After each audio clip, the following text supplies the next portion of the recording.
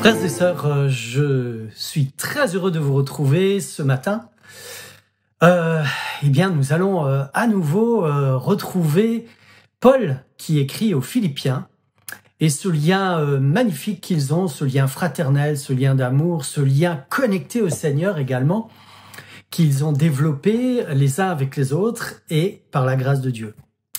Alors, aujourd'hui, nous allons prendre le chapitre 3 et nous allons lire au début du chapitre 3, du verset 1 jusqu'au verset 11.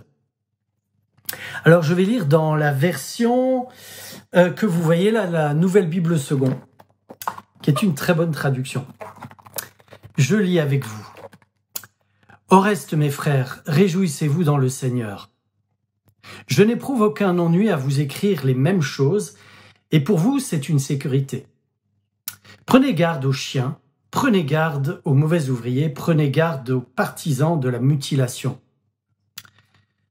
Car c'est nous qui sommes les vrais circoncis, nous qui célébrons le culte par l'Esprit de Dieu, qui mettons notre fierté en Jésus-Christ et qui ne mettons pas notre confiance dans la chair. Moi pourtant, j'aurais des raisons de mettre ma confiance dans la chair. Si d'autres considèrent qu'ils peuvent mettre leur confiance dans la chair, à plus forte raison, moi, circoncis le 8e jour, de la lignée d'Israël, de la tribu de Benjamin, hébreu né d'hébreu, quant à la loi pharisien, quant à la passion persécuteur de l'Église, quant à la justice de la loi, irréprochable. Mais ce qui était pour moi un gain, je l'ai considéré comme une perte à cause de Christ.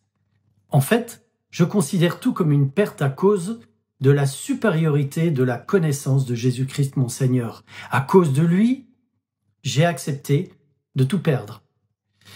Et je considère tout comme des ordures, afin de gagner Christ et d'être trouvé en lui, non pas avec ma propre justice qui viendrait de la loi, mais avec celle qui est par la foi du Christ, une justice venant de Dieu et fondée sur la foi.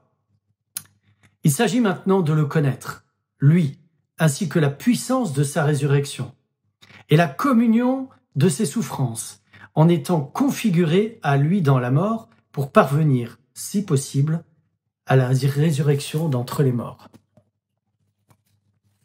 Paul continue à parler aux Philippiens, à s'adresser à eux, parce que il n'en a pas fini. Il n'a pas fini de décrire les choses, et dans ces 11 versets, Paul, vous le verrez, va présenter deux manières de vivre.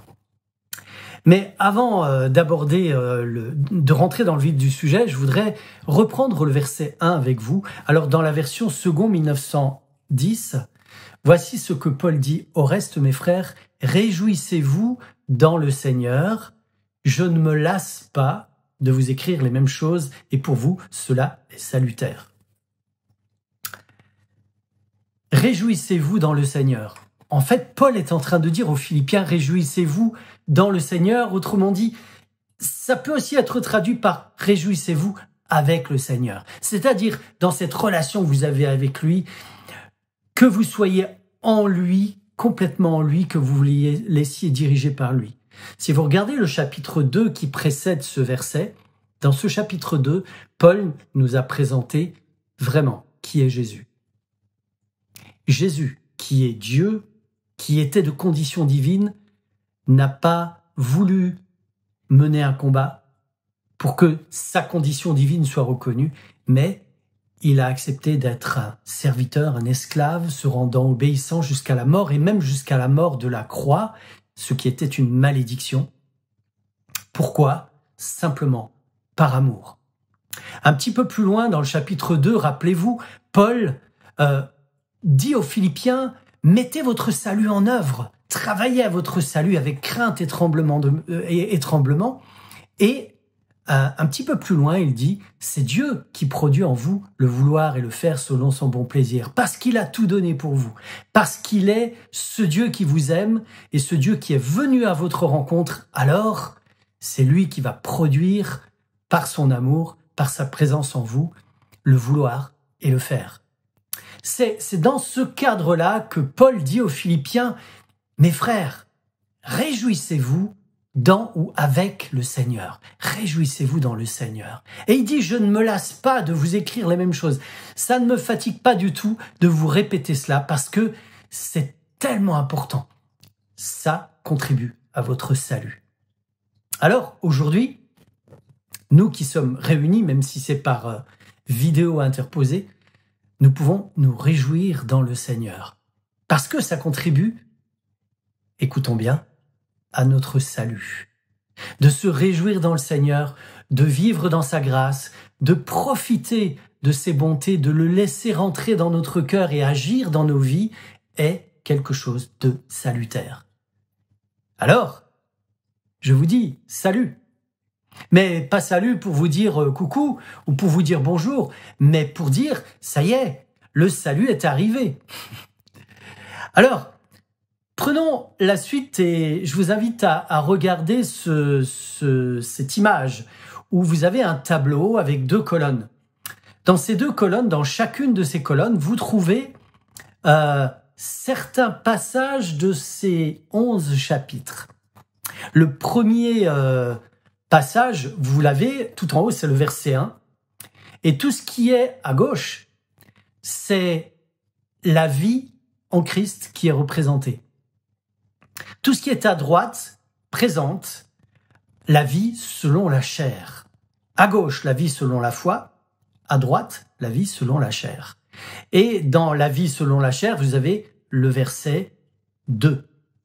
Prenez garde aux chiens. Prenez garde aux mauvais ouvriers. Pardon. Prenez garde aux faux circoncis.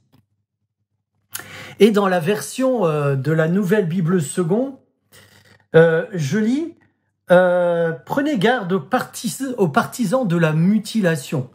Et Louis II, version 1910, traduit par aux faux circoncis. Pardon. Donc, effectivement, quand vous regardez le grec, il est question de mutilation. Il est question de couper, il est question de mutiler. Autrement dit, Paul est en train de parler des gens qui ont fait de la circoncision juste un acte physique, c'est-à-dire on va mutiler, on va couper, et comme ça, on est en phase avec le Seigneur. Prenez garde aux chiens. Une autre traduction, l'homme à l'esprit impur. Vous savez que le chien était considéré comme un animal impur, est considéré dans la Bible comme un animal impur. Donc les chiens sont des gens qui ont l'esprit impur. Prenez garde aux mauvais ouvriers. Le mot grec traduit par mauvais, là, c'est le mot kakos. Kakos se retrouve dans certains mots français, comme par exemple une cacophonie. C'est-à-dire, c'est quelque chose qu'on entend, mais qui est mauvais, qui est misérable. Une cacophonie, c'est quelque chose qui casse les oreilles. Eh bien, prenez garde aux kakos, aux ouvriers kakos, aux mauvais ouvriers, aux ouvriers misérables, et prenez garde aux adeptes de la mutilation. Alors, qui sont ces gens? Et par opposition, Paul, et vous retrouvez ça dans la suite, à partir du verset 3, Paul va décrire ce que sont, par opposition, les vrais circoncis, les circoncis. Il dit, les circoncis, c'est nous. Alors déjà, dans ce verset, nous pouvons, chacun d'entre nous, nous situer. Sommes-nous des adeptes de la mutilation? Sommes-nous des personnes qui allons nous priver de toutes sortes de choses pour le Seigneur? Ou alors sommes-nous des circoncis? Écoutons bien ce que sont les circoncis. Les circoncis rendent un culte à Dieu par l'Esprit de Dieu.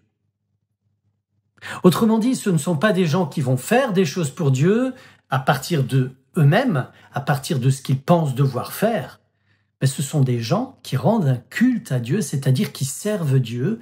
Vous savez, le culte, rendre un culte à Dieu, c'est pas juste venir à l'église et assister au culte. C'est pas ça uniquement. Ça peut être cela, mais rendre un culte à Dieu, c'est servir Dieu. C'est un synonyme, servir Dieu.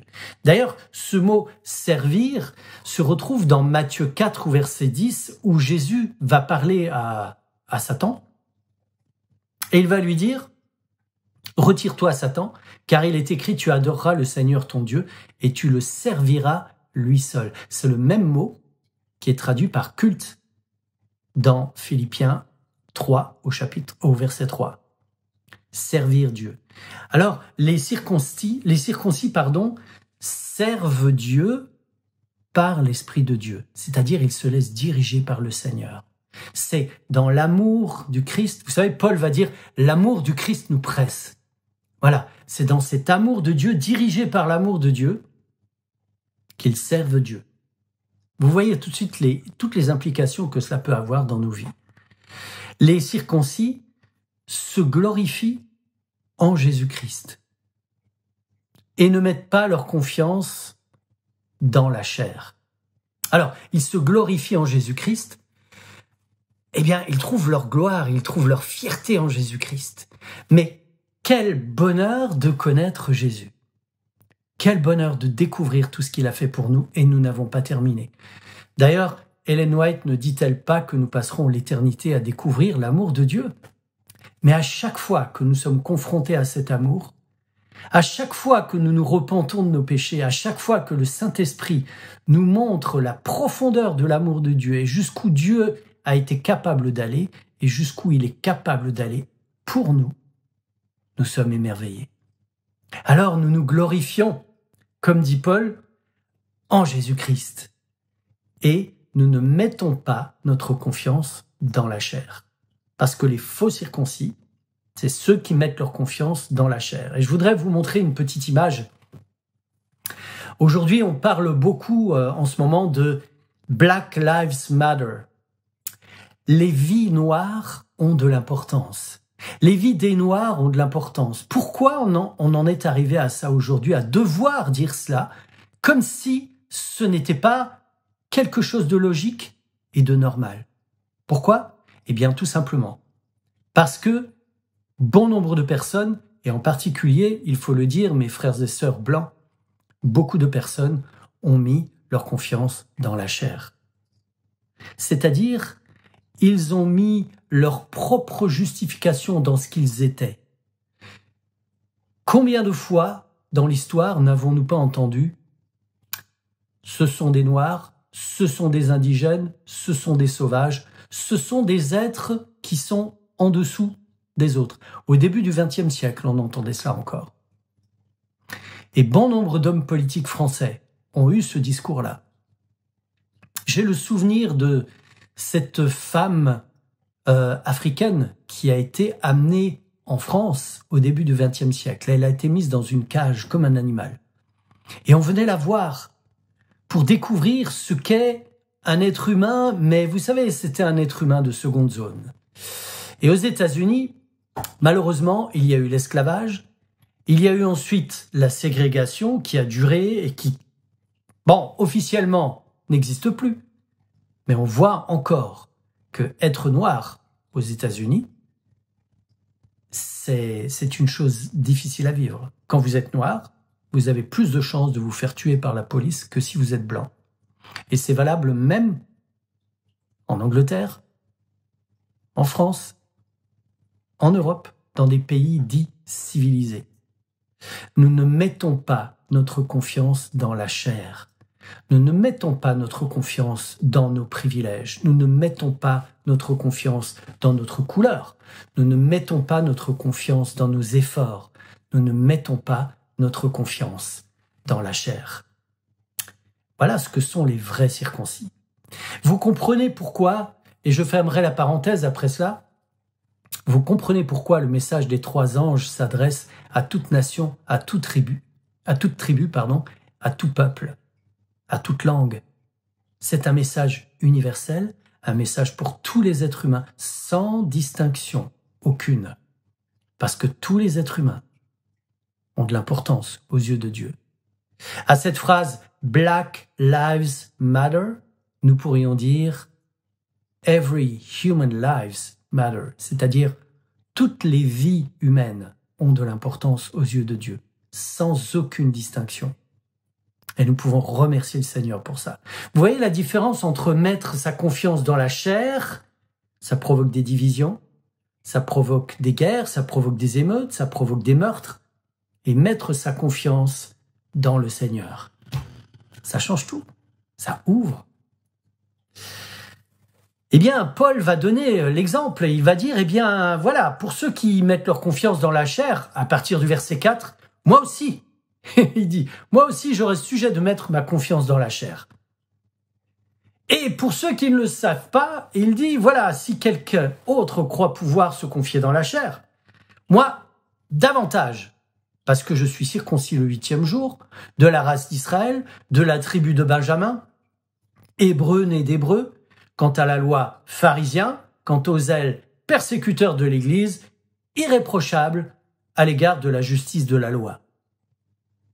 Et Paul continue en disant, mais ces choses qui étaient pour moi des gains, c'est-à-dire la confiance dans la chair, ma gloire, toute la gloire que la confiance dans la chair me procurait, tous mes mérites,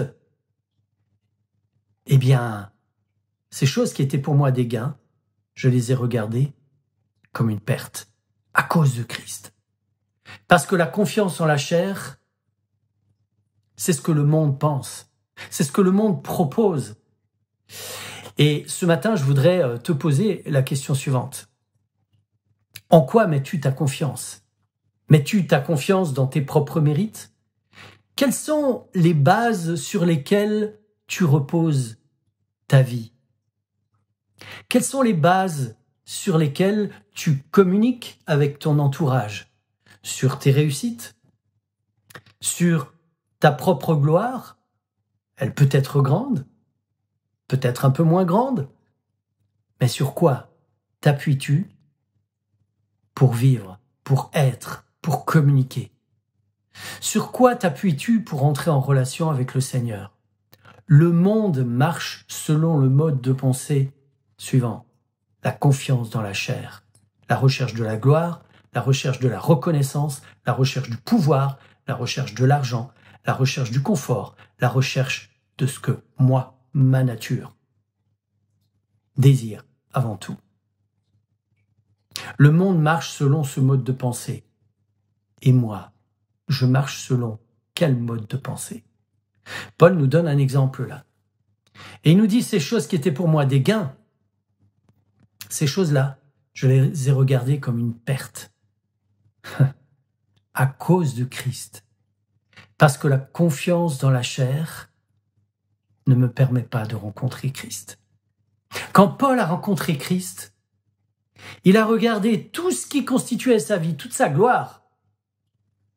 Et il pouvait être respecté pour ce qu'il savait, pour ce qu'il faisait, dans son monde à lui en tout cas. Quand il a rencontré Christ, tout cela a volé en éclats et il a regardé tout cela comme une perte. Et au verset 8, il va dire « Et même je regarde toutes choses comme une perte. Je les regarde comme de la boue. » Je regarde toutes ces choses comme une perte. Et il va dire « à cause de l'excellence de la connaissance de Jésus-Christ, mon Maître, mon Seigneur. » Vous savez, cette expression « Jésus-Christ, mon Seigneur », pardon, qui peut être traduite par « Jésus-Christ, mon Maître », vous retrouvez pratiquement la même expression au moment où Marie-Madeleine se retrouve au tombeau. Elle cherche Jésus. Elle voit que le corps a disparu et elle aperçoit un homme qu'elle prend pour un jardinier. Et cet homme va simplement l'appeler, va lui dire « Marie ». Et Marie va reconnaître Jésus. Et elle va lui dire quelque chose de très très beau, un mot, un petit mot qui se retrouve 2 fois dans la Bible. Le mot « Rabouni », qui veut dire « mon bon maître », « mon Seigneur », « mon bon Seigneur ». C'est un petit peu ce que Paul est en train de dire.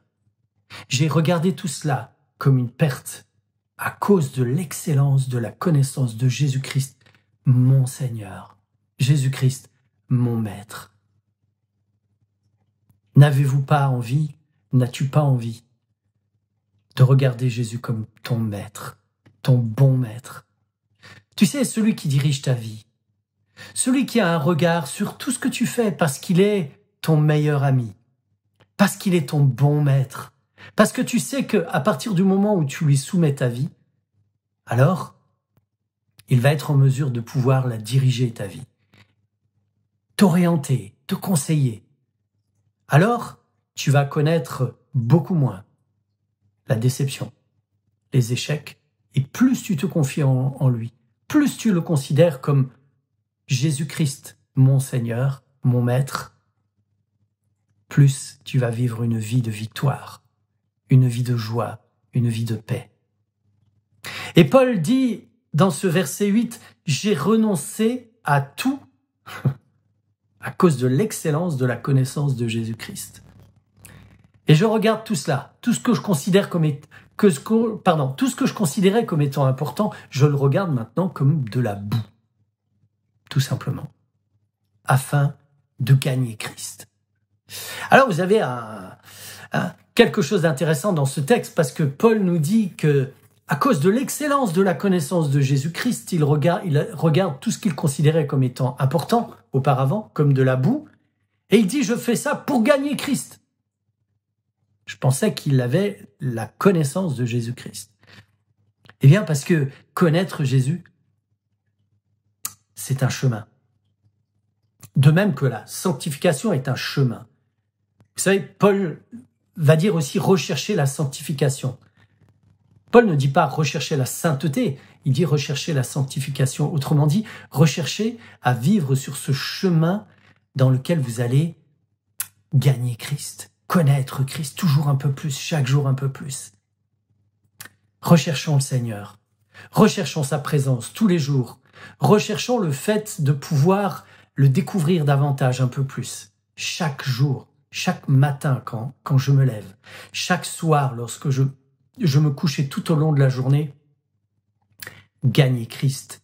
Et Paul dit, afin de gagner Christ et d'être trouvé en lui, non avec ma justice, celle qui vient de la loi, mais avec celle qui s'obtient par la foi en Christ. La justice qui vient de Dieu par la foi. Il est question de justice dans ce passage. Paul désire être trouvé en Jésus, non avec sa justice, et ce mot justice peut être traduit par justification également. Non avec ma justice ou ma justification, celle qui vient de la loi, c'est-à-dire celle que j'acquiers, celle que je me construis, celle que je me bâtis, à la force du poignet, ou grâce au privilège dont je suis l'heureux bénéficiaire, mais non avec cette justice-là, mais avec celle qui s'obtient par la foi en Christ. Vous savez, celle qui se reçoit comme un privilège. Non pas celle qui s'acquiert à la force du poignet, mais celle qui se reçoit comme un privilège, comme une grâce imméritée. Dans ces quelques mots, on sent à quel point recevoir la justice par la foi comme une grâce imméritée, comme un privilège, fait de nous des gens humbles. Et à quel point être trouvé avec sa propre justice, qui vient de la loi, c'est-à-dire qui vient de mes propres efforts, mène à vivre une vie centrée sur nous-mêmes, sur nos propres efforts, sur notre ego. Et Paul ne veut plus de cela. Il a découvert la grâce, le privilège de cette grâce imméritée. La justice qui vient de Dieu par la foi. Et vous avez deux passages au verset 10 où Paul va dire, en tout cas c'est traduit comme ça en français, afin de connaître Christ. Et il revient encore une fois. Afin de connaître Christ et la puissance de sa résurrection et la communion de ses souffrances, en devenant conforme à lui dans sa mort, pour parvenir, si je puis, à la résurrection d'entre les morts. Paul est engagé dans ce chemin de foi. Paul est engagé à ce que sa gloire soit dans la boue, ou plutôt à ce que sa gloire, sa propre gloire, soit considéré par lui simplement comme de la boue, parce qu'il veut connaître Christ. Il veut continuer à être intime avec lui, à cheminer avec lui, à grandir en lui, connaître Christ. Non seulement Christ, mais aussi la puissance de sa résurrection. Je ne sais pas si je pourrais vraiment exprimer ce que cette expression signifie. La puissance de sa résurrection. Le mot puissance vient d'un mot grec, dynamis, qui a donné dynamique, dynamite. Ce mot évoque quelque chose de miraculeux. La dynamique, la dynamite, le miracle de sa résurrection. La résurrection de Jésus, nous est-il dit dans le texte que la mort ne pouvait pas le garder, parce qu'il était juste. Paul va également dire que s'il n'y a pas de résurrection des morts, alors notre foi est vaine. Mais parce qu'il y a la résurrection de Jésus, il y a la résurrection des morts. Alors notre foi est vivante.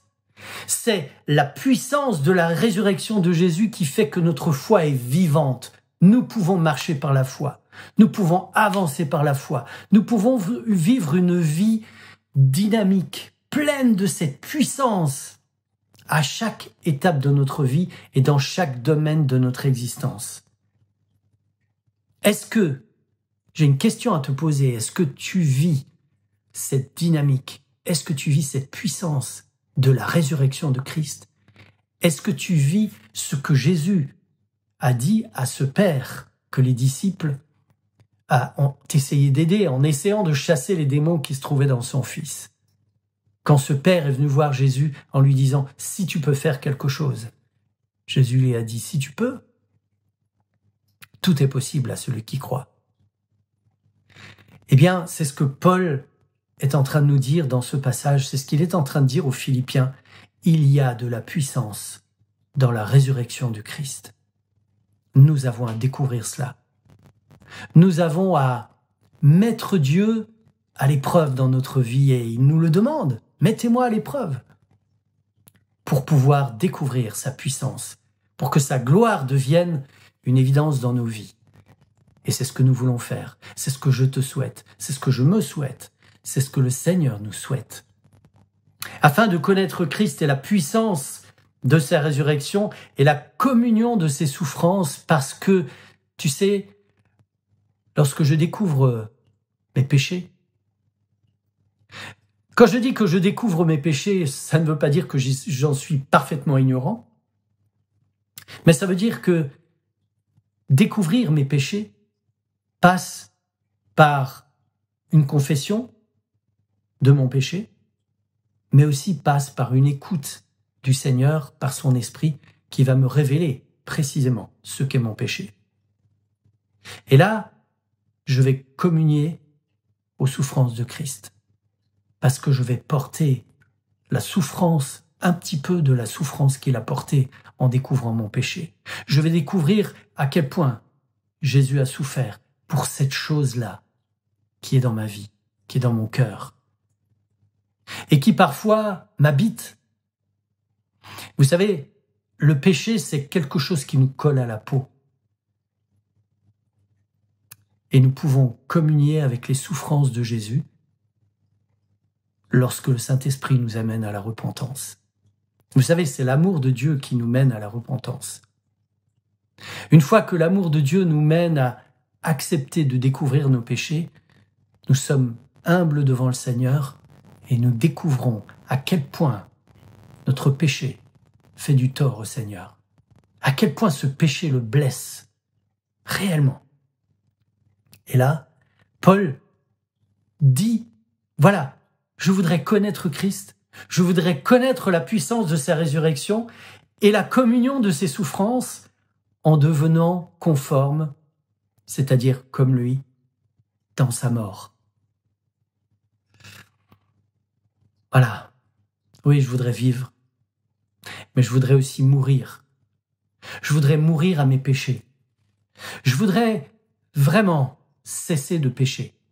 Et je crois que c'est ton cas aussi, mon frère, ma sœur. Nous voulons cesser de pécher. Alors, si nous prenons les choses en main, nous allons vivre selon la chair. Mais si nous faisons confiance au Seigneur, alors, il va produire ça en nous.